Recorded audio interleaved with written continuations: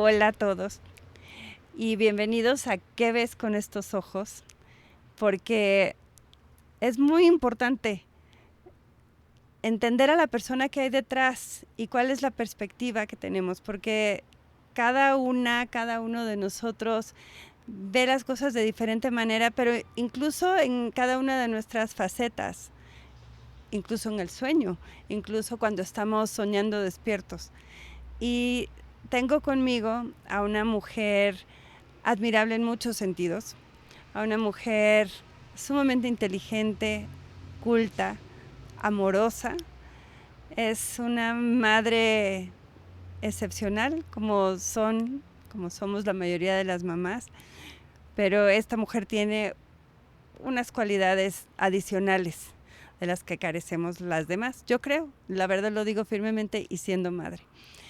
Es una actriz sumamente talentosa que empieza a brillar más en esta última década o en este último lustro, tal vez, aun cuando el ímpetu y la actuación, el arte, el canto, porque canta espectacular, lo trae desde hace mucho.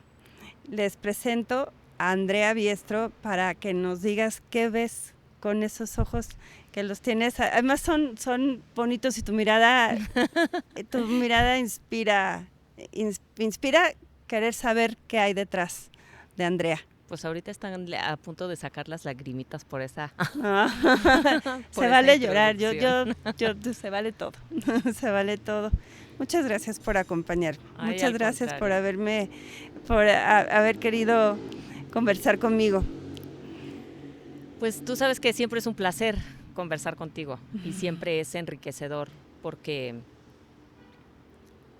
aunque tú digas que tú no tienes muchas de las cualidades, sí, o sea, eres una mujer excepcional, ya sabes que yo te admiro muchísimo y conversar contigo siempre es un placer por eso. O sea, aprendo de tantas cosas de las que no sé y siempre es fascinante saber lo que haces y cómo manejas todo, porque además, o sea, siendo mujer profesionista, siempre es, bueno, pues sí, pero también soy mamá y también soy esposa y también tengo mi vida personal que a veces es lo que dejamos al último, ¿no? Siempre las prioridades, o sea, esa vida social, esa cuestión personal de enriquecimiento, de amistad con otras mujeres, que es un alimento y es una nutrición realmente en todos sentidos.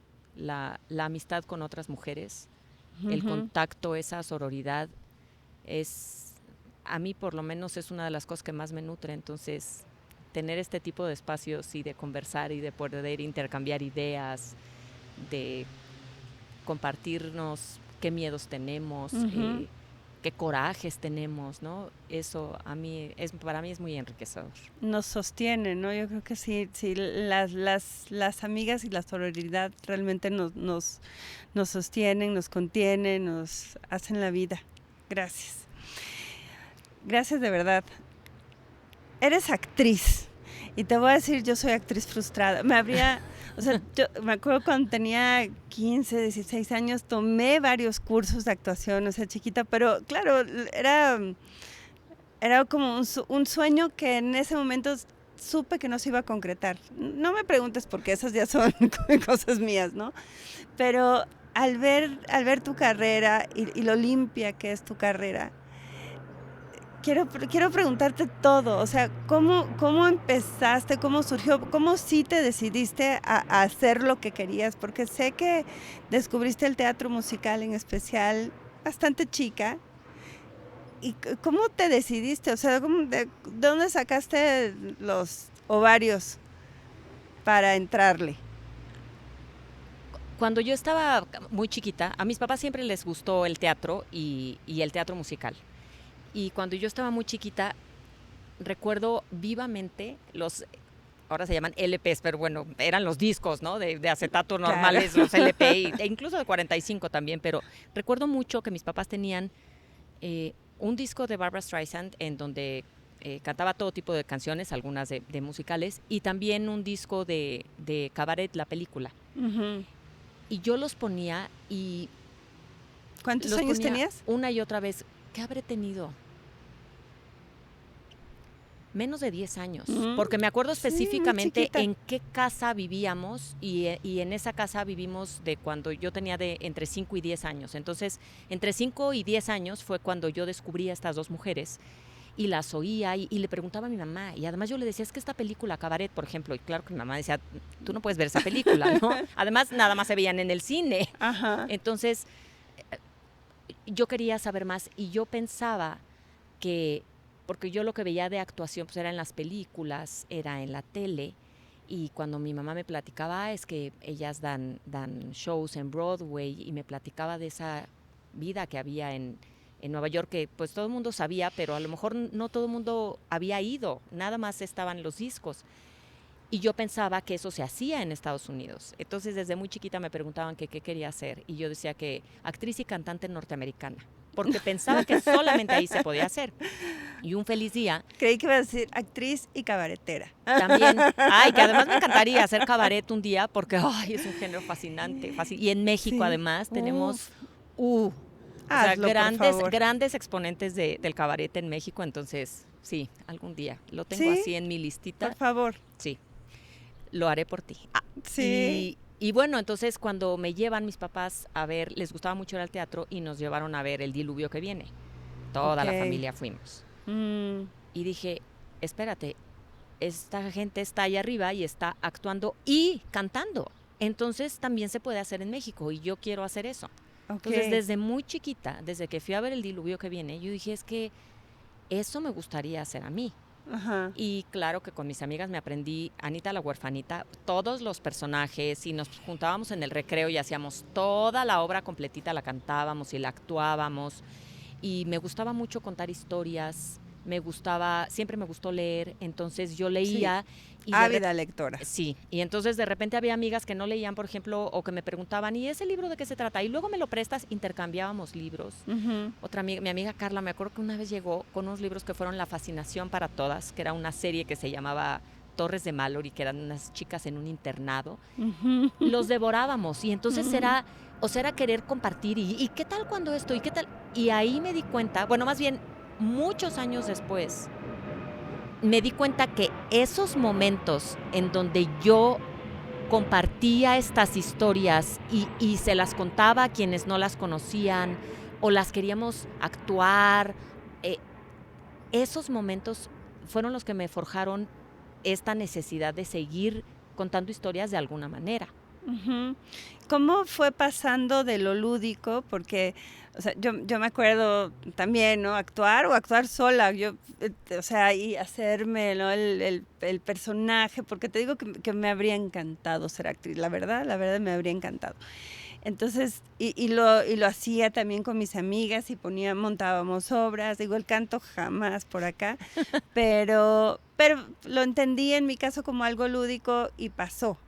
Pero en tu caso, entiendo que tus papás te dijeron, a ver, mijita, necesitas una carrera universitaria, necesitas, no sé si te dijeron, necesitas comer, necesitas un sueldo, porque el estigma que hay con relación al arte, ¿no? Así es. Y el escaso apoyo que hay también a nivel gubernamental. Entonces, es un miedo realmente entendido de los papás y de las mamás.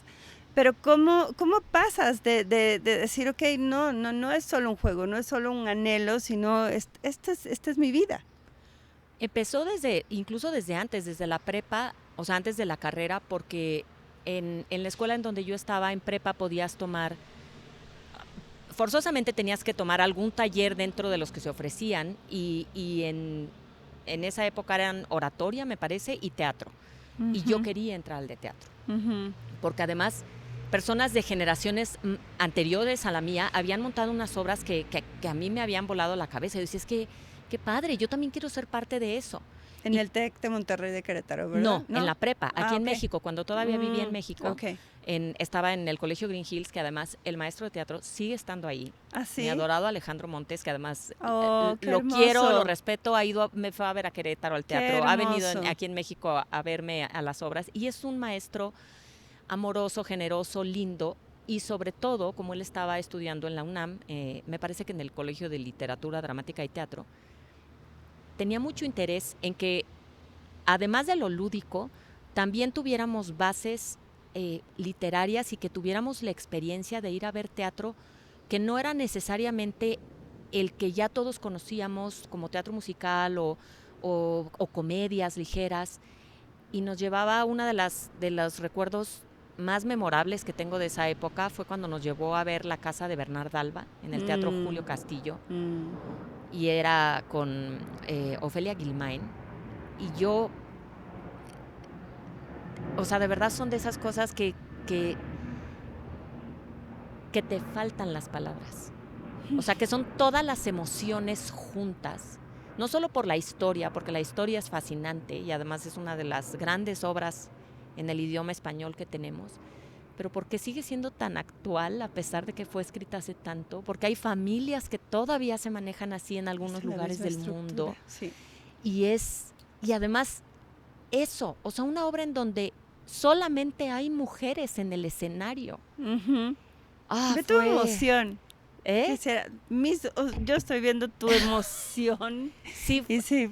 O sea, sí fue una cosa, fue un descubrimiento brutal. Yo creo que es de las cosas que más me ha marcado como espectadora. Ajá. Y fue gracias a este maestro que quería que nosotros tuviéramos exposición hacia todo tipo de obras, ¿no? Hacia todo lo que el teatro tiene para ofrecer. Y entonces yo decidí que yo quería estudiar la licenciatura en literatura dramática y teatro en la UNAM. Justamente era cuando nos mudábamos toda la familia a Querétaro y claro, lo que tú dices, los papás, el miedo, porque pues sí, la verdad es que la precariedad del artista es una cosa real, es algo que por más esfuerzos que se hacen, está ahí y parece una vida glamorosa. En muchos casos lo es, o sea, hay muchos artistas a quienes les va muy bien, hay mucha gente que gana mucho dinero, pero la gran mayoría de los artistas, y estamos hablando no solo del teatro, la danza, por ejemplo, la danza en este país creo que es la más golpeada en cuestión de apoyos gubernamentales, etcétera. Entonces, sí es un miedo que tiene una base racional. Sí. Y creo que mis papás estaban muy enfocados en eso, en tener una herramienta en la que, pues con la que tú puedas ser autosuficiente, en la que puedas tener un salario y unas prestaciones, ¿no? Que puedas entrar a una empresa en donde te den un seguro, donde tengas aguinaldo, donde tengas cosas que la mayoría de los artistas, pues tristemente no tenemos, ¿no? Cuando nada más te dedicas a eso. Entonces, ¿qué tienen los artistas? ¿Están afiliados a la ANDA? ¿En tu caso estás afiliada a la ANDA? Yo no estoy afiliada a ningún sindicato. Okay. Además porque, bueno, durante mucho tiempo no hice nada de esto, ¿no? Pero pues además estando en Querétaro, pues también es otra cosa. Es muy diferente. Aquí está más organizado la cuestión sindical, etcétera. Entonces, aquí en México. Y no hay, se trabaja mucho por proyectos. Okay. Entonces, el cine, la televisión, a veces tienen contratos un poquito más exigentes en cuanto a que el sindicato, bueno, pues pide que haya esto, que haya el otro. Y si tienes la suerte de trabajar en una compañía en donde cualquier cuestión médica, ellos se van a hacer cargo de eso, ya estás del otro lado. Okay. Pero no todas son así, no porque no quieran, sino porque además no tienen los recursos, ¿no? Por supuesto. O sea, no es nada más culpa de, o sea, pues hay mucha gente que quiere dar trabajo, que quiere fomentar que haya más expresión artística en todos los sentidos, en pintura, en danza, en música, en artes plásticas, todo. Entonces, la gente que quiere, pues sí, hay veces que está dando todo lo que tiene económicamente y no le alcanza para más. Sí es una realidad en este país y fue la razón por la que pasó una supermoto, por la que... Ojalá le vaya bien cuando llegue a Periférico. Y ya entré a la universidad a estudiar comunicación. Okay. La ventaja fue que estudié en el TEC de Monterrey y el TEC de Monterrey tiene un programa enorme a nivel sistema, o sea, en todos los campus hay de increíble de el apoyo cultural. Sí. Entonces, pues ahí era mi patio de juegos, ¿no? Qué y estábamos hermoso. todo el día ahí. Era una entrega absoluta, un compromiso. O sea, si teníamos ensayo, y si llevábamos todo el día estudiando y luego teníamos ensayo y nos habían invitado a una fiesta, preferíamos ir al ensayo que a la fiesta. O sea, de verdad era una pasión y una responsabilidad la que nos agarrábamos. A veces me pongo a pensar que estábamos tan chavitos y de todas maneras era lo más importante y lo tomábamos como si fuera el trabajo más importante que va a existir para la humanidad en cuestión cultural y de arte, ¿no?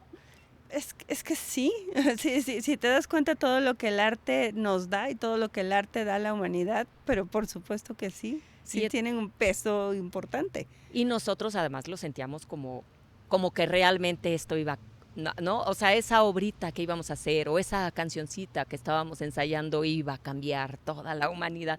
Porque también cuando eres chico tienes Es cierta arrogancia.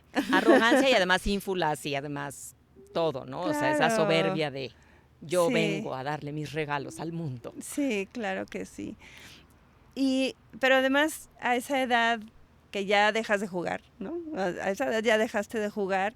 Y el otro día escuchaba precisamente a Rodrigo Murray decir que actuar es jugar. Entonces, permitirte a tus 18, a tus 20 años seguir jugando, seguir jugando. Claro, ustedes juegan con sus emociones, juegan con su cuerpo, con sus vivencias, con sus recuerdos, me imagino. Digo, no sé de técnicas de actuación, pero sé que tienen que recurrir a todos los elementos que están aquí y a tu percepción de ellos, pero es interno. Entonces, darte esa posibilidad de seguir jugando a esa edad, yo creo que de ahí radica también gran parte del compromiso, ¿no? De un actor serio. Fíjate que a veces pienso, ahorita que lo mencionas, creo que cuando estaba en mis 20 jugaba menos y me lo tomaba más en serio. Ujú. Y, y ahora que lo veo en retrospectiva, siento que a lo mejor hubiera sido, fue una experiencia enriquecedora, pero a lo mejor lo hubiera sido más si hubiera recordado que finalmente todo nace del juego. Ujú. Y ya después, incluso en mis 30, que al muy, muy inicio, porque a los, ¿qué será? A los 30 años, finalmente ya fue cuando tuve esa como suspensión de actividades actorales, pero sí, o sea, acercándome a los 30, creo que me lo tomaba demasiado en serio y afortunadamente mi regreso al teatro fue con la compañía Ícaro Teatro en Querétaro, Ujú. en donde el juego es una parte primordial de todos los montajes. ¿Ah, sí? Y fue regresar a jugar y suena trillado, pero sí fue mágico. O sea, Sí. sí Me lo fue, imagino. o sea, regresar a jugar y decir es que así esto es, Ah, ¿no? Y entre más juegas, por supuesto que hay lineamientos, que hay, claro. o sea, el director tiene una visión, lo que sea, está el texto, Exacto, te iba a decir, hay un guión, ¿no? exactamente, pero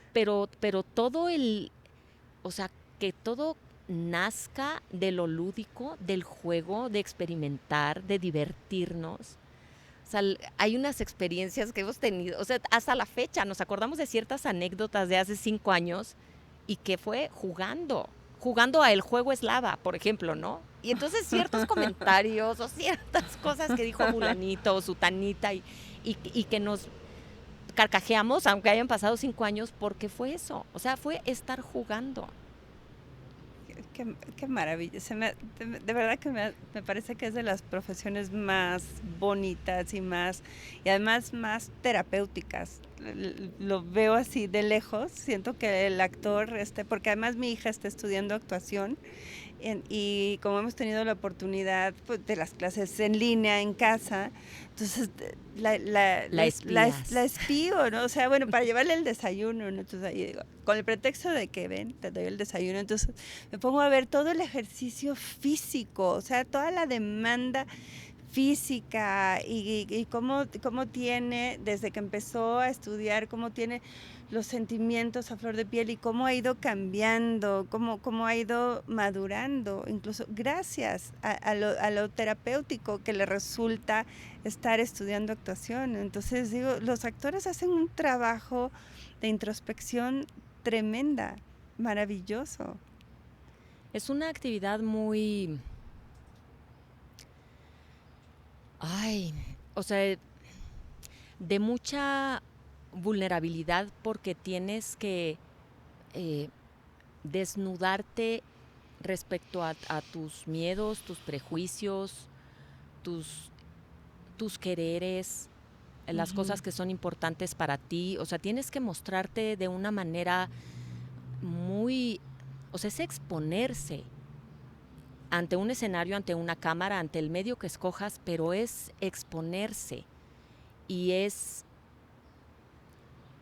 A mí me da gusto que hubo un momento en mi vida en donde... O sea, al principio, por supuesto, fue duro. Yo pensé que jamás en la vida iba a volver a actuar, que para mí el teatro ya se había acabado. Porque hiciste una pausa por tu maternidad. Exactamente. En la maternidad, o sea, con el primero, bueno, fue como, es la maternidad cuando está chiquito y ya después regresaré. Pero en eso ya llegó el segundo, y el segundo, a la hora que nace y que pues es un bebé con discapacidad, y es una exigencia como nada en la vida he tenido. O sea, una exigencia de todo, de desaprender, porque no puedes criarlo de la misma manera que criaste al otro. ¿Cuántos años tenía tu primer hijo cuando nace tu 4. segundo año? Okay, 4. 4 años. Son muchos años. Mucha experiencia, Mucha ¿no? experiencia, Mucha experiencia de mamá. Y de repente llega uno que, o sea, ningún hijo viene con un manual, pero además los pocos medio guías que puede haber, que a veces son libros, que a veces son las experiencias, pues, de tu mamá, de tus primas, de tus amigas, la propia experiencia con otro hijo. O sea, de repente llega uno para el que no hay un solo manual, porque aún dentro de las discapacidades no hay 2 niños con autismo que sean iguales uno al otro. La parálisis cerebral tiene diferentes grados, no hay una manera o sea, sí hay ciertas características comunes. El mismo neuropediatra de nuestro hijo una vez nos dijo, en todos los años que tengo, yo he visto casos que a veces son 100 casos iguales y digo, el 101 va a ser exactamente igual, y resulta que no. Y hay casos en los que llevamos 1000 y dices, esto ya lo tenemos bastante dominado, y no. ¿Por qué? Porque el cerebro es el órgano del que menos se conoce. Es más lo desconocido que lo conocido. Y hay niños que te sorprenden. O sea, hay niños en los que el diagnóstico ha sido, va a ser una persona que no va a hablar, no se va a mover por sí mismo jamás, no va a poder deglutir. ¿En tu caso ese fue el diagnóstico? El diagnóstico fue maravilloso porque nuestro doctor fue lo que nos dijo. Si alguien te dice, este niño va a caminar, te está mintiendo. Si alguien te dice, este niño no va a caminar, también te está mintiendo. Porque es muy pronto para saber hasta dónde va a llegar. Y porque yo he tenido casos de niños que digo, va a estar pegado a una máquina toda su vida y va a ser una vida corta, y ahorita se están recibiendo de la universidad. Y ha habido niños que digo, no, hombre, este es un caso facilito, con un poquito de terapia en 2 años va a estar de una manera ya muy independiente, y no. O sea, tienen 30 años y son personas dependientes de todo, y no se pueden alimentar, son no verbales. Es muy difícil hacer un diagnóstico. Entonces, pues nadie te prepara para eso. No. Nadie. Y por eso te digo que la exigencia es algo como lo que nunca he conocido, porque todos los días era descubrir algo nuevo y todos los días era desaprender cosas que ya teníamos muy arraigadas, y además pues tienes que dedicarle todo el tiempo. Aquí no hay de un ratito, no. O sea, mi hijo chico, por ejemplo, de repente pues, ya le pones la comida en la mesa y vas y sigues haciendo en la cocina otra cosa. Aquí hay alguien que tiene que ayudar al chico a alimentarse, porque no tiene su control motriz, no es lo suficientemente fuerte para poder llevarse a veces sí un taco, cosas por el estilo, pero es, ¿no? Y su mente va a años luz de su cuerpo, porque tiene, o sea, realmente su discapacidad le afecta la motricidad, pero eso, el hecho de que le afecte la motricidad, hace que siempre tengamos que estar con él, o tenga que estar una persona, ¿no?, con él. Y eso, pues, nos aleja a nosotros de cosas que podríamos estar haciendo, porque incluso a mi esposo, o sea, con él, pues también dejó de hacer No, es una ciertas familia, en cosas que general hacía. la familia está totalmente involucrada. Creo, no sé si sea tu caso, pero en general en nuestra estructura el peso es mayor, no sé si llamarlo peso, pero la dedicación mayor recae sobre la mamá, acaba siendo así, ¿no? Pero sí te has tenido también un gran apoyo, ¿no? Yo creo que con cualquier maternidad, tener una red de apoyo es una cosa no solo necesaria para que la mujer pueda tener otras cosas, sino que además es necesaria emocionalmente, saber que tienes en quién apoyar la cabeza, ¿no? En quién te eche la mano. Siento que la red de apoyo, y sobre todo para las mamás que trabajamos fuera de casa, es imprescindible. Sí. Es imprescindible. Sí. Y volvemos a Ícaro Teatro. La gran fortuna que yo tengo es que yo me puedo llevar a mis hijos al ensayo. No hay ningún problema. O sea, en ningún momento me han dicho, oye, mira, es que, pues no, porque o distraen o porque pues tú vas. Ellos entienden que yo soy mamá, que es parte de lo que yo soy, y tengo un lugar en donde llegar y que estén mis hijos y que puedan estar haciendo sus tareas o viendo la tele o estar en el ensayo como espectadores, por ejemplo. Adoran a mis hijos. Paréntesis, porque la verdad conozco a tus hijos y son chavos que evidentemente han sido criados con mucho amor y por personas inteligentes. La verdad lo notas, entonces son chavos que o sea, que te da gusto sí, verlos. Sí, o sea, me pongo a pensar que hay si fueran otros casos que no necesariamente. Sí, que si estuvieran interrumpiendo todo el tiempo el ensayo, sí, a lo mejor sí sería un poco de, ay, los puedes dejar un poquito más, o a qué hora van a venir por ellos, ¿no? Oye, pero fuera de tu entorno así familiar, esposo, tu otro hijo y tus papás, tus hermanos, ¿tenías más apoyo? ¿Te sentiste aislada en algún momento? ¿Te sentiste sola? Sí, pero eso me pasó desde el primer hijo. ¿En serio? Sí. ¿En qué sentido? O sea, mi primer hijo, sobre todo fue como una crisis de identidad, que yo creo que fue como una depresión posparto, pero que me dio hasta que mi hijo cumplió 2 años, ¿no? Y te voy a decir algo que tengo que comentar. Es impresionante cómo hasta la fecha nuestros ginecólogas, obstetras, no te hablan de la depresión posparto, porque tú sabes que existe el baby blue y la depresión posparto y se banaliza en gran medida, ¿no? Y tú sabes que son los cambios hormonales, pero no le dan seguimiento y no le dan la importancia que tiene la depresión posparto. Y además, ¿sabes qué? Te quedas con la idea de que la depresión posparto es justo después del parto, ¿no? Sí, ya, y después te durará la cuarentena, Entonces, ¿no? yo claro que pues yo estaba muy feliz y con mi hijo, y además yo adoré la lactancia, entonces nos seguimos con lactancia prolongada 1 año, 10 meses, y justamente qué lindo. Cuando terminó la lactancia, a mí me vino esta crisis de identidad de quién soy yo. Nada más soy la mamá de este niño y la esposa de este señor, y yo, ¿dónde quedo? O sea, ¿dónde estaba todo lo que a mí me gustaba? Y antes yo trabajaba y luego a veces hasta actuaba, y ya quién soy, ¿no? O sea, ¿quién soy? Y yo creo que tuvo que ver un poco con eso, o sea, el decir adiós a esa relación tan bonita que se da durante la lactancia, y que se dio además, el adiós fue de manera también muy natural, muy amorosa, no fue ninguna cosa traumática, ni mucho menos, simplemente algo que sucedió y que pues fue un cambio fuerte, porque llevábamos 2 años casi con eso. Y desde ese momento me sentí sola, porque sentía que nadie me comprendía, oye, pues es que yo sí quería estudiar teatro y ahorita ya estoy casada y con un hijo, y entonces, ¿y por qué? Y nunca. Entonces fue como una etapa egoísta de casi me quiero ir a otro país a estudiar teatro, pero pues ahora tengo un hijo y ¿cómo le voy a hacer? O me lo llevo, y quería convencer a mi marido de que nos fuéramos, y mi marido, pobrecito, porque me acuerdo que me veía, ahora me acuerdo que me veía con cara de, esta mujer enloqueció y no sé cómo ayudarla, ¿no? Una frustración y una desesperación del pobre. Afortunadamente, bueno, salí de eso, y después cuando viene mi segundo hijo, pues claro que Pausa, ¿cómo saliste de eso? Yo creo que eso tuvo que ver mucho, tanto mi esposo como mi mamá, porque yo de repente decía, me voy a meter a una clase de canto que alguien me recomendó. Sí, sale, ve. O sea, como que se dieron cuenta de que yo necesitaba cosas mías en las que nadie más estuviera, ay, perdón por el micro, en la que nadie más estuviera involucrado.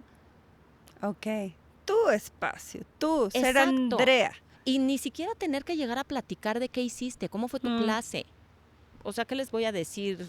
Pues estuvimos vocalizando, o sea, quieren que les vocalice un poco para que sepan de qué es, pues no, o sea, algo que era mío. O de repente, voy a aprovechar para ir al súper, mamá, por ejemplo, pero entonces, me iba al súper, pero antes del súper me tardaba 2 horas en una librería. Y en la librería me echaba unos libritos como para ver cuál me gustaba, me compraba un libro y eso era mío y no tenía que compartirlo con nadie más. Y eso fue lo que ayudó. Pero ayudó porque tanto mi mamá como mi esposo se dieron cuenta de que yo necesitaba tener algo que fuera mío.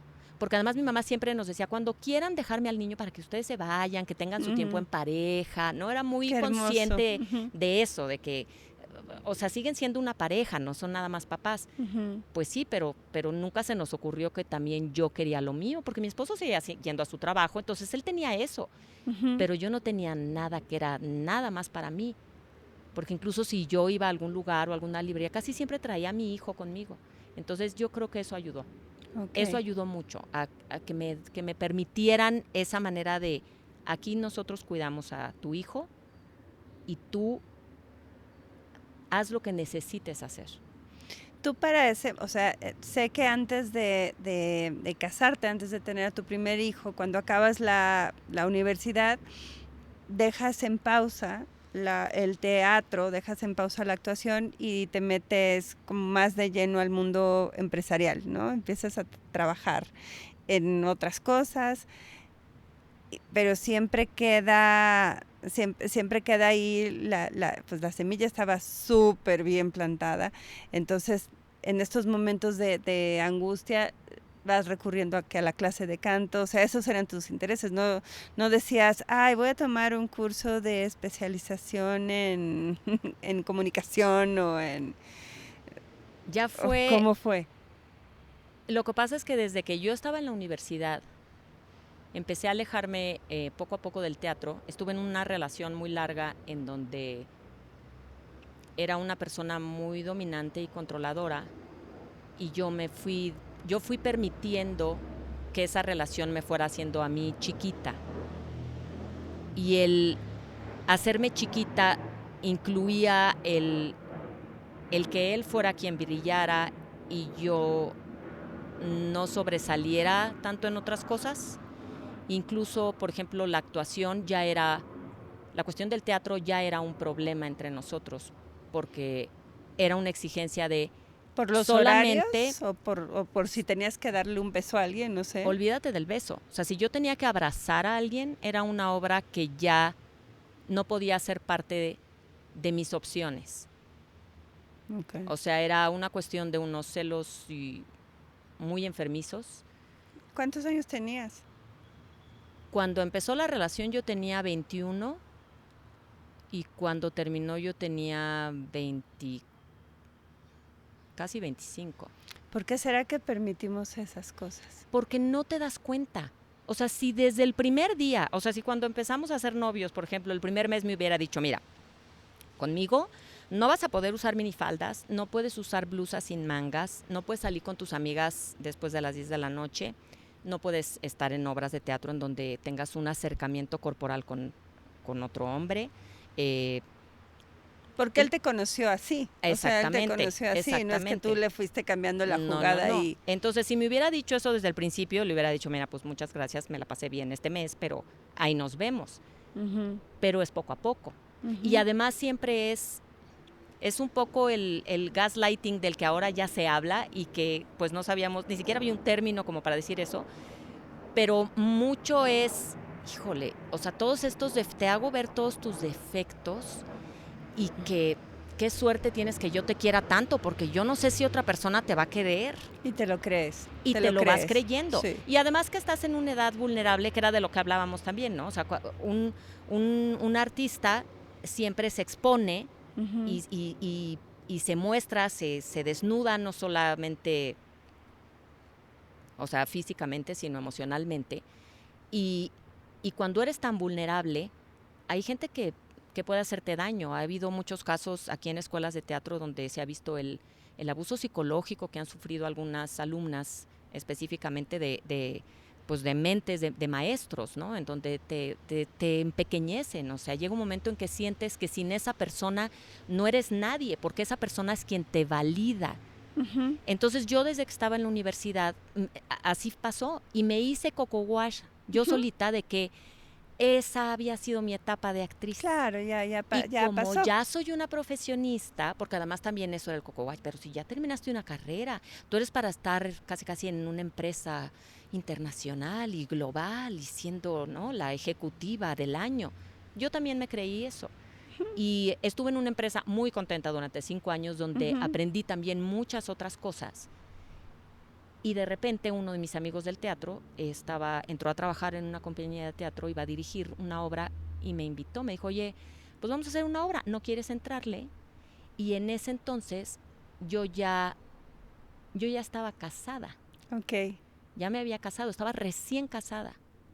Y le dije a mi esposo, oye, fíjate que mi amigo Rodolfo me dice, ¡ay, qué padre, órale! Porque él sabía que yo había actuado y nunca me había visto actuar. Oh. Nos conocimos cuando yo ya no actuaba y cuando yo ya no hacía nada de eso. Entonces, Cuando eras toda una ejecutiva. Cuando era toda una ejecutiva. Y entonces, para él también fue padrísimo descubrirme de esa manera, porque cantar de hecho así me conoció, cantando. Ok. Pero en la boda de una amiga, pero eso de actuar. Y entonces era un apoyo padrísimo.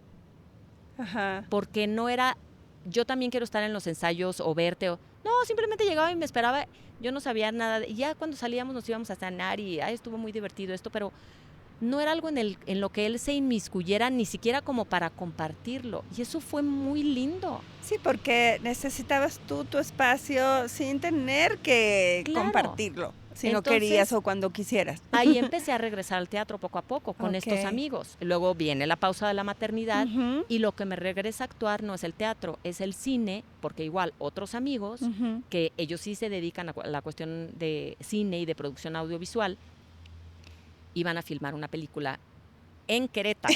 Y en San Juan del Río, o sea, San Juan del Río, Galindo, o sea, todas unas zonas en donde yo me movía todo el tiempo. Y me dijeron que si quería participar. Y fíjate, tanto era mi coco wash que yo lo primero que pensé es, me quieren como comunicóloga, porque ellos también comunicólogos, ¿no? Entonces, yo pensé que me iban a invitar a lo mejor a ser asistente de dirección o continuista, o sea, cualquiera de las cosas que yo ya tenía idea, ¿no? ¿En serio? Sí. Y entonces yo, ay, qué padre, sí, entonces pues queremos ver si puedes. Y yo, ay, pues sí, está chido. ¿Y qué, cómo sería? ¿Qué hace? Pues mira, hay un personaje que nos gusta que creo que sería perfecta. Y yo, sí. O sea, dije que sí, no había leído el guión, yo no sabía si tenía que salir encuerada, o sea, nada, no, yo ya ¿Y si había te hubieran dicho que sí. Nada más que es en Tijuana, ¿habrías ido? Cuando me dije, o sea, al principio fue como, bueno, a lo mejor 3 días sí se puede, porque ya me dijeron que el personaje es chiquito. Y después cuando me dijeron que era en Querétaro, claro, o sea, fue como dame gracias, ¿no? protagónico. Gracias, o sea, lo hago, por supuesto.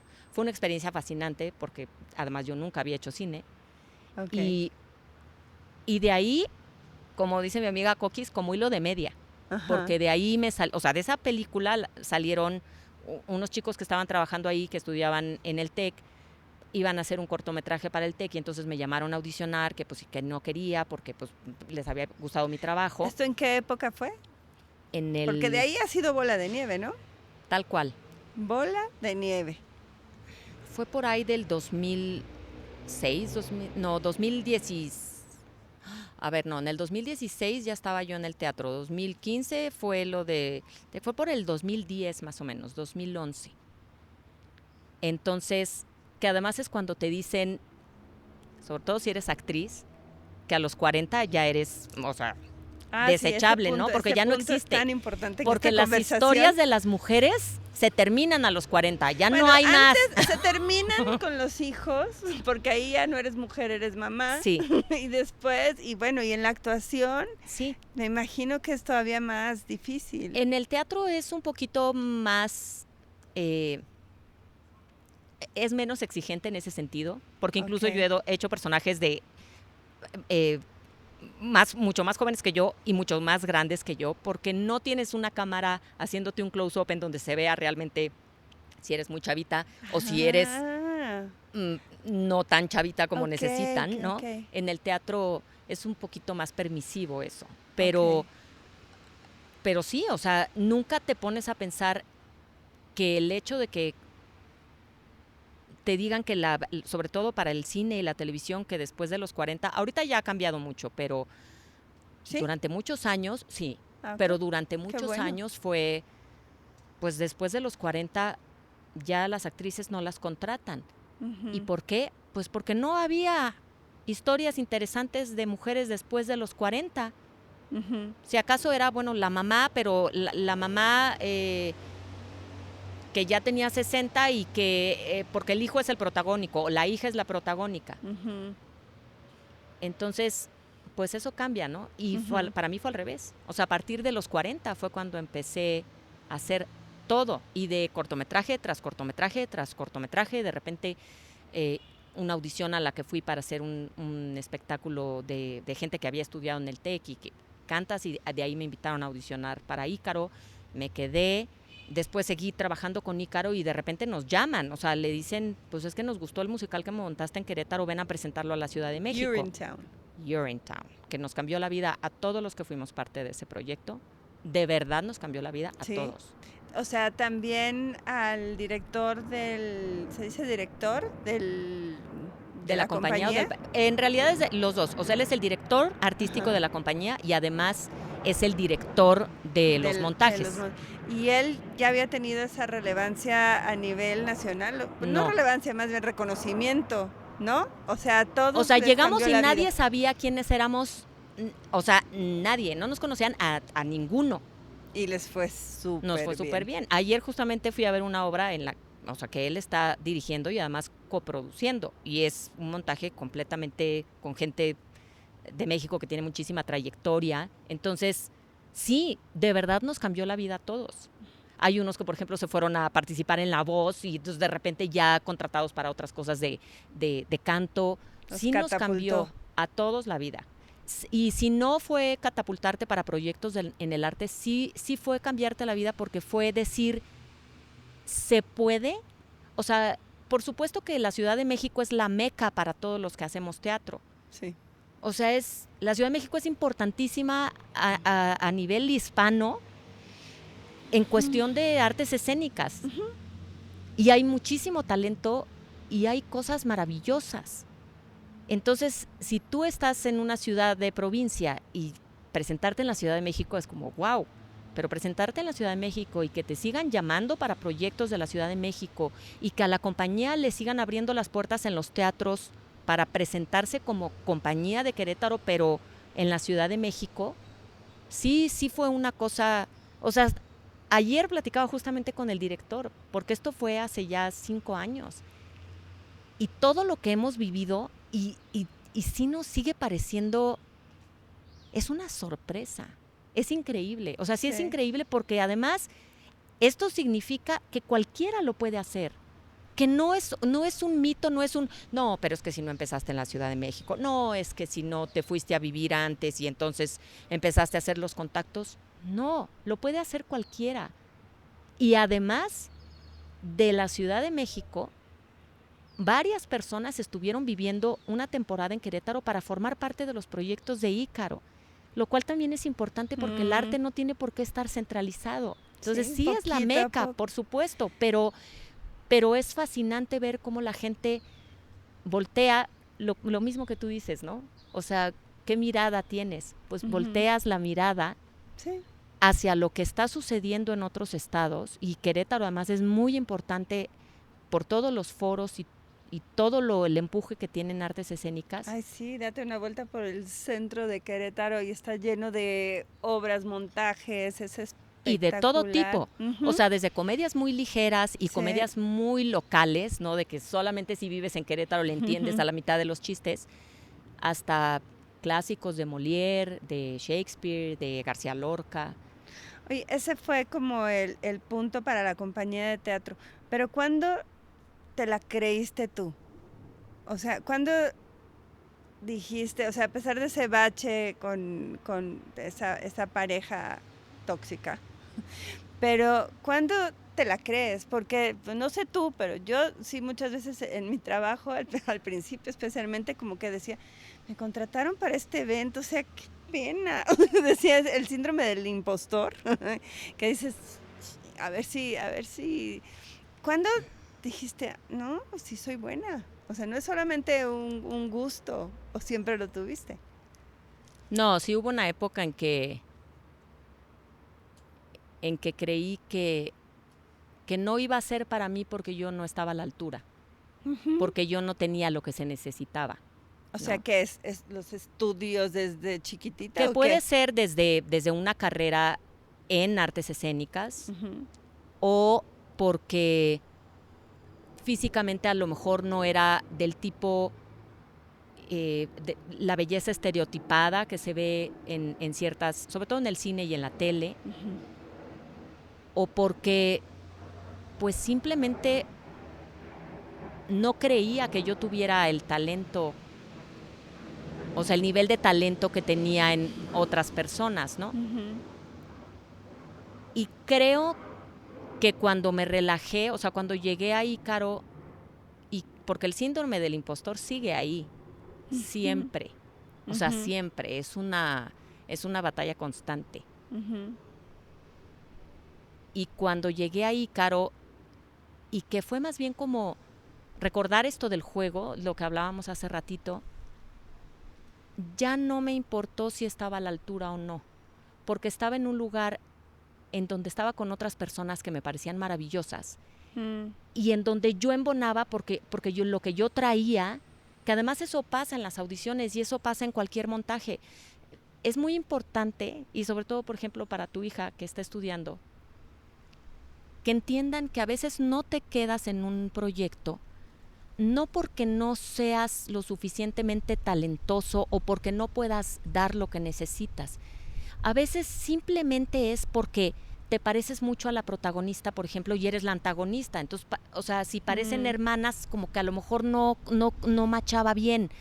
O a lo mejor es que le pasó una vez a una muy amiga mía cuando estaba dirigiendo una obra en Buenos Aires. Ya tenían al protagónico y era un hombre enorme de 1,90 que además tenía una cara muy de señor, muy grande. Y cuando audicionaban a las actrices, la mejor de todas era una actriz chaparrita con cara de niña y decían, es que nunca parece que es su pareja, siempre parece que es la hija. Entonces no había manera de que los pusieran juntos porque siempre parecía que era como una niña a comparación de él. Claro. Y escogieron a otra actriz, no sé qué tal habrá salido el montaje, pero a la actriz a la que le dijeron que no, es a Helena Roger, que ha ganado el Olivier y el Oscar. O sea, ha estado en Londres y en Broadway triunfando. Es un monstruo de actriz de teatro musical. Y no se lo dieron a ella. Y ella siempre nos ponía ese ejemplo. Decía, es que tienen que entender que a lo mejor eres la persona con el talento que se necesita, pero que físicamente pues no se podía, ¿no? Pero te lo explican, no, o sea, igual y te acabas enterando, depende, ¿no? Nunca lo explican porque además, imagínate darle explicación, sobre todo para producciones grandes, a 300 personas. ¿Cómo es ir a dar una audición? Fíjate hacer que una audición. Yo nunca he ido a las grandes, pero, por ejemplo, en teatro musical, lo que yo hice para Urinetown, te piden 2 canciones, generalmente tienes que escoger una que sea como tipo una calmada y una con un ritmo más movido, que sean más o menos como del corte del musical al que vas a... O sea, si es muy clásico, bueno, pues escoges unas canciones más clásicas. Si es de corte más contemporáneo, pues unas canciones más contemporáneas. Y lo ideal es que una sea dramática y otra sea, pues no tan dramática de azote, pero no tiene que ser una comedia, simplemente una más ligera. 1 minuto nada más para cantar, o sea, un corte de 1 minuto para cada una de las canciones.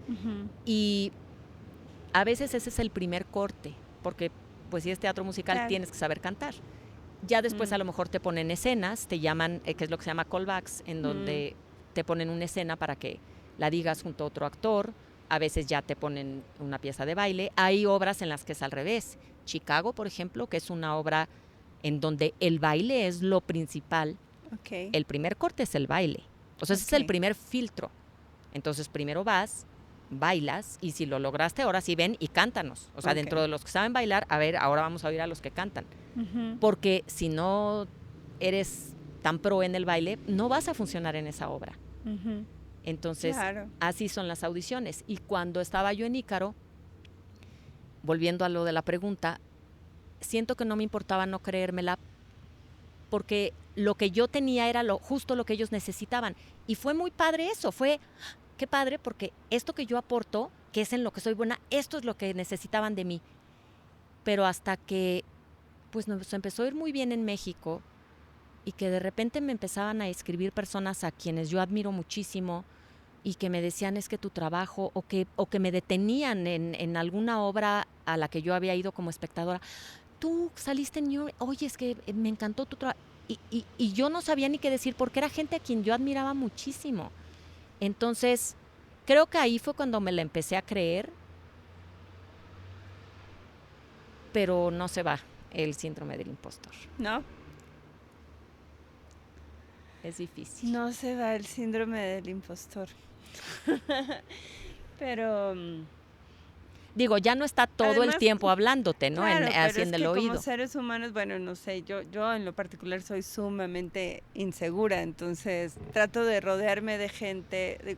Mi marido es maravilloso para hacerme sentir bien, pero no necesariamente tomo en cuenta su opinión porque sé que está sumamente sesgada, ¿no? Pero sí debemos rodearnos de quien sí nos dé un buen feedback y a ver, vamos a netear.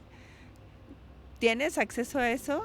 Sí, gente que me aterriza mucho, sí. O sea, mi hermana, por ejemplo, es una gran persona para aterrizarme, porque mi mamá, por ejemplo, obra a la que va a verme, lo primero que me dice cuando termina la obra y salgo es, "Ay, estuviste maravillosa y eras la más bonita". Ajá, Siempre, o sea, claro. siempre. Entonces, como que, Ajá. pero incluso mi mamá de repente es, o sea, siempre me gustan las cosas. O sea, cuando mi mamá pasan 3 días y no deja de hablar de lo que vio en la obra, ya sé que eso la impactó y que ha sido de lo que más le gustó, por ejemplo, ¿no? De lo que yo he hecho. Hay cosas que a lo mejor pues no le gustaron mucho y de todas maneras siempre es muy apoyadora, pero pues soy su hija, ¿no? Entonces es como, ay, mi Claro, niña, ahí está. claro. Y punto.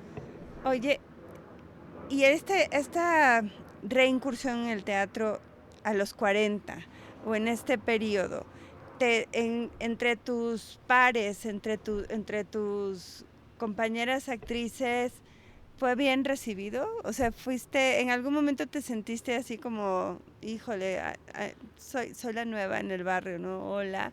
O hubo algún momento en que volvieras a sentir, no sé, ese aislamiento o fue muy cálida la reincursión. Es un medio ¿Hay en donde mucha hay envidia? mucho ego.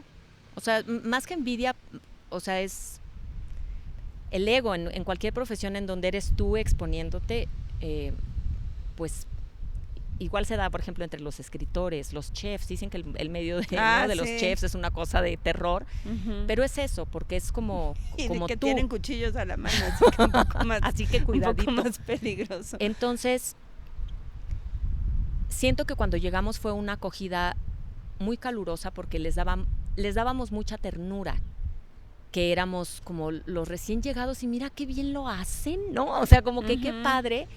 No, pero ya después llega el beso de la mujer araña, Sí. ya pasas a otras obras, o sea, más allá del inicio que fue como, ¡ay, qué lindos! Yo creo que yo no tuve tanta bronca porque además, tristemente,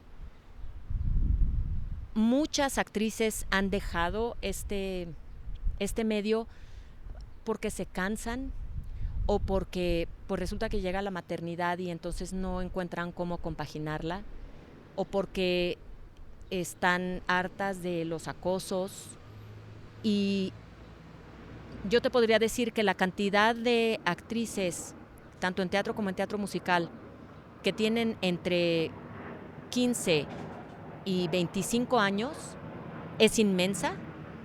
De los 25 a los 35 baja un poco. Y por supuesto que de los 40 para arriba, sobre todo en teatro musical, o sea, de repente hay gente que yo digo, ¿y esta persona que hacía esta obra, en dónde está? ¿Dónde está esta mujer? No, y no, se hartó del teatro, ya se fue, ya vive en Mérida, vive en no sé dónde, ¿no? Entonces, eso es algo triste. Y Muy triste. por supuesto, porque es una de las cosas que en donde ves la diferencia con los hombres, no pasa tan frecuentemente. O sea, en muchos casos, si es la maternidad, hay mucho exceso también. Se da el abandono por los excesos, porque si es una vida nocturna y estigmatizada, porque yo que sé un poquito del mundo de la música, no necesariamente todo el mundo tiene que estar en la fiesta para sobresalir. ¿En el teatro es así o sí se da En el mucho teatro musical no exceso? puedes pasártela de fiesta, Mm, porque, o sea, si tú te desvelaste la noche anterior, a lo mejor no puedes ni siquiera abrir la boca durante la función, o sea, no tienes la voz. ok, Y la exigencia del teatro musical es brutal, porque es bailar, cantar, actuar, y entonces a lo mejor sí te puedes parar y cantar y sí tienes la fuerza y la energía y la garganta, pero hazlo bailando, ¿no? claro. Entonces, o Y sea, si sí, tienes que dar 2 funciones el mismo día, a veces ver, son 2 funciones en sábado y 2 funciones en domingo, claro. entonces acabas como piltrafa Ujú. y físicamente es muy demandante, entonces te tienes que cuidar mucho. Hay gente, por supuesto, que se la pasa mucho de fiesta, etcétera, pero yo creo que no pasa tanto en el teatro musical, sobre todo cuando estás en funciones y en temporadas que son muy demandantes. No creo que pase tanto. Yo creo que a veces también hay un exceso de agotamiento. O sea, la gente que dice Ujú. es demasiado, o que se enferman, o que simple y sencillamente dicen estoy cansada, ¿no? Ujú.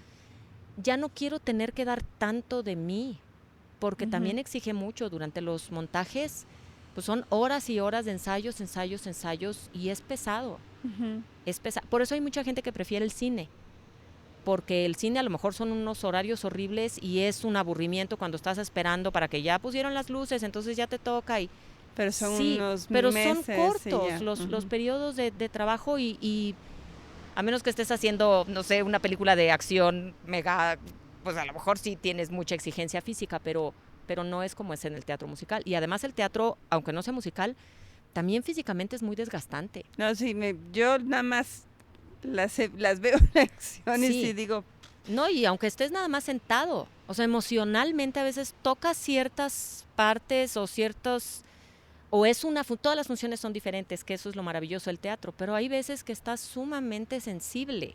ujú, Y o a veces tuviste un muy mal día y la función fue como catártica y acabaste agotada por la catarsis, entonces, ujú. pero, o sea, a mí siempre me han recibido de una manera en que yo me siento muy, muy querida, muy apoyada. Sé Qué lindo. que a lo mejor en donde hay más competencia, a lo mejor sí hubo un poquito de, ya llegaron los intrusos, ¿no? Los que venían de fuera y pues ¿por qué se quedaron si eran de Ujú. fuera? Sí sé que ha habido un par de Ok. casos, pero son los menos y la verdad es que no es toda la gente. Yo estoy muy contenta con cómo nos abrieron las puertas diferentes compañías, las amistades que se forjaron con gente de otras producciones, con otros directores, con otros actores, eh, las dramaturgas que he conocido y que se me cae la baba porque para mí o sea, más que el director, el actor, o sea, quien escribe, para mí siempre es, o sea, es en Wow. donde yo babeo, donde me da pena, donde, ¿no? O sea, Ay, sí, porque pues la lectura fue mi primer amor, o sea, fue lo claro. primero a lo que estuve expuesta y lo que sigo maravillándome de repente, o sea, leo unas cosas que yo digo, ¿y de dónde lo habrá sacado? O sea, ¿cómo se le ocurrió? Qué cosa fascinante, ¿no? Ay, qué ganas de seguir platicando. ¿Qué quisieras hacer? ¿Qué quieres hacer? ¿Cuál sería tu sueño? ¿Cómo te ves? no necesariamente de aquí a 10 años, cómo te ves para el resto del año, además de tus proyectos, pero cómo ves tu carrera, tu vida, porque has compaginado, tienes una responsabilidad muy grande con una persona que depende 100% de ti y lo has hecho con amor y con maestría. Entonces, ¿cómo ya con esa base sólida, cómo te sigues viendo? ¿Qué quieres lograr como actriz? Creo que la pandemia me enseñó, o sea, cuando llegó, en el momento en el que llegó ya el cierre de todas las actividades, nosotros estábamos presentándonos con un remontaje de Urinetown precisamente y estábamos terminando de montar una obra que es como su obra hermana para presentarla. Habíamos dado 3 funciones nada más de Urinetown cuando se anunció el cierre de los teatros. Y es ese famoso fear of missing out, ¿no? El FOMO famoso, que dices, pero ¿cómo? Y todo lo que me había costado y ahora y se cierran y ¿cómo vamos a estar vigentes otra vez? Y de repente, porque además yo venía de estar haciendo proyectos uno tras otro, unos empalmándose con las cosas de Ícaro, otros con gente que no tenía nada que ver con Ícaro.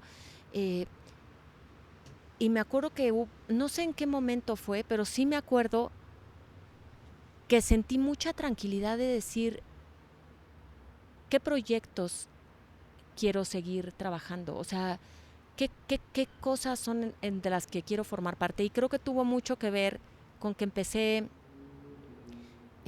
a ver teatro en línea, lo que se empezó a hacer en teatro en línea. Y había mujeres a quienes ya admiraba y que admiré mucho más. Una de ellas es Conchi León, que es una dramaturga.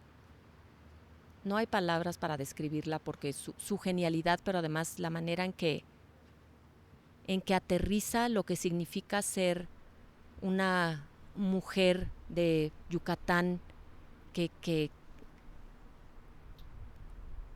te lleva a Yucatán y a lo que es la cultura y a lo que es ser mujer, tanto en Yucatán como en la Ciudad de México, cuando trabajó con los presos para montar obras, cuando escribe las obras de las presas y que desarrolla obras de teatro con esa temática, y que dices, yo quiero un día trabajar con esa mujer.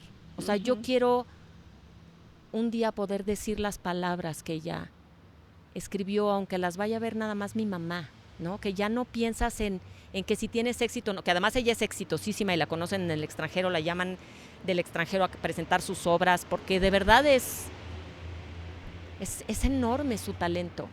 Y creo que en ese momento dije, puedo decir que no a muchas cosas.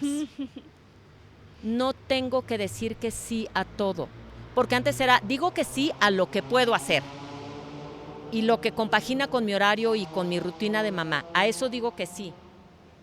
Y la pandemia creo que me abrió mucho la mente a decir, también puedo decir que no, aunque pueda hacerlo, porque solamente quiero hacer lo que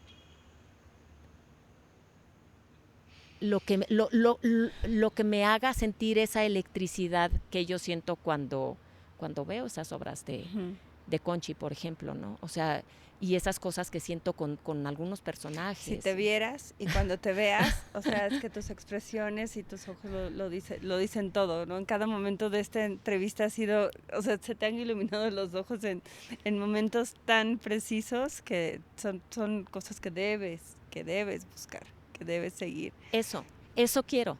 O sea, eso quiero buscar.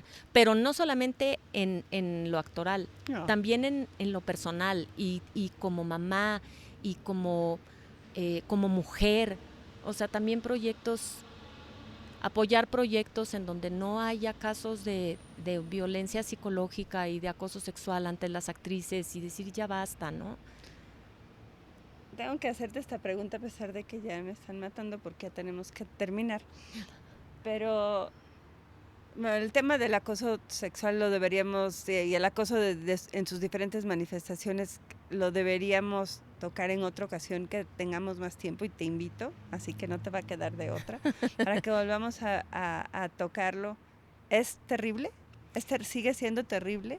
Mira, sí, o sea, sí sé de muchas historias muy cercanas de terror. Todas las mujeres hemos sido acosadas en algún momento de nuestras vidas sí, sí. y en Sí. donde sea. O sea, yo he sufrido acoso en muchísimos medios. Y desde muchas edades. Desde muchas edades. Y nunca he sufrido acoso en el teatro, por ejemplo. Uh-huh. A lo mejor es porque precisamente como llegué y ya no estoy chavita, ¿no? Pues ya no soy, no sé si es que no soy atractiva para el agresor o si simplemente es no porque ella ya sabe y se va a defender, no está tan vulnerable, ¿no? Yo no he tenido nunca ese acoso. Pero lo ves en general. Lo todavía veo, sé cañón de unas historias espantosas, les creo además, pero no es en el único medio en el que se da. No.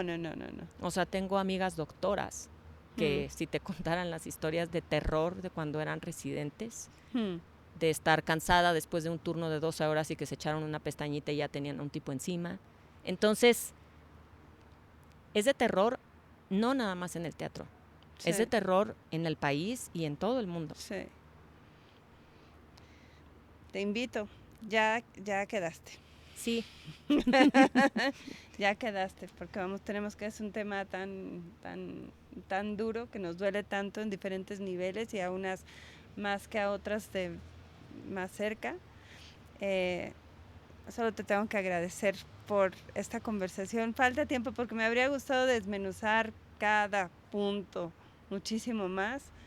Estos formatos que nos permiten un tiempo determinado los aprenderé a manejar para concentrarme en menos puntos, pero ya sabemos un poquito, porque esta mujer es muy profunda y esta mujer tiene mucha fuerza que transmitir y yo creo que la logró plasmar y logramos entender un poquito qué hay detrás y a valorar quién es y solo me resta decir muchas gracias que existes en este mundo y muchas gracias por ser mi amiga además y por acompañarme. Gracias. Ay, por supuesto. Ya sabes que yo platicar contigo es una de mis actividades favoritas. Muchas gracias a todos y a todas y a todes y nos vemos la próxima. Gracias.